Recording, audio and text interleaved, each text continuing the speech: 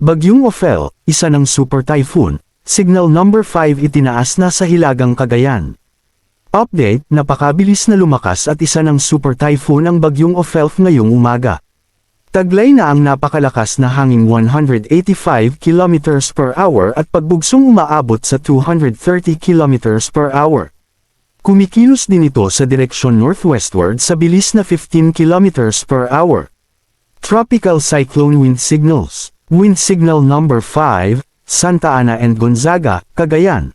Wind Signal number 4, southeastern portion of Babuyan Islands, Camiguin East, northern and eastern portions of mainland Cagayan and northeastern of Isabela. Wind Signal number 3, rest of Babuyan Islands, rest of Cagayan, the northern, central, and southeastern portions of Isabela, northern portion of Apayao and northern portion of Ilocos Norte.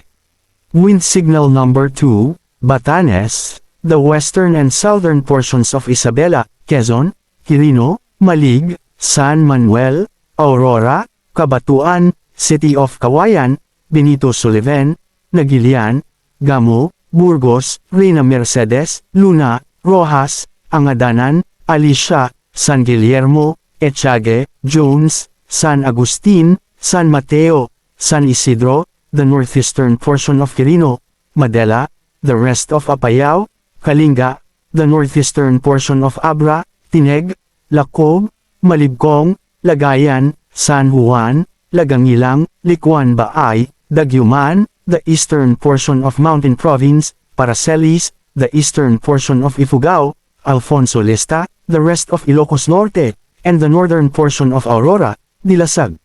Wind Signal number 1, the rest of Isabela, the rest of Quirino, Nueva Vizcaya, the rest of Mountain Province, the rest of Ifugao, the rest of Abra, the northern portion of Benguet, Bukod, Mankayan, Kapangan, Atok, Kabayan, Kibungan, Bacon, Bugyas, Tublay, Ilocos Sur, the northern portion of La Union, Luna, Sudipen, Bangar, Santol, San Gabriel, Bagulin, Bacnotan, Balawan, San Juan, and the northern and central portions of Aurora, Kasiguran, Dinalungan, Dipakulaw, Maria Aurora, Baler, San Luis.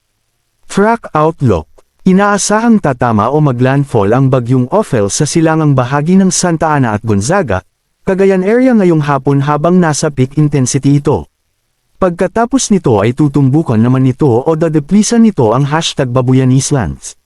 Inaabisuhan ang mga residenteng nakatira sa mga nabanggit na lugar na maghanda sa posibleng epekto nito kagaya ng mga pagbaha at pagguho ng lupa. Maaari pang magbago ang forecast kaya manatiling naka-antebay sa mga susunod na updates.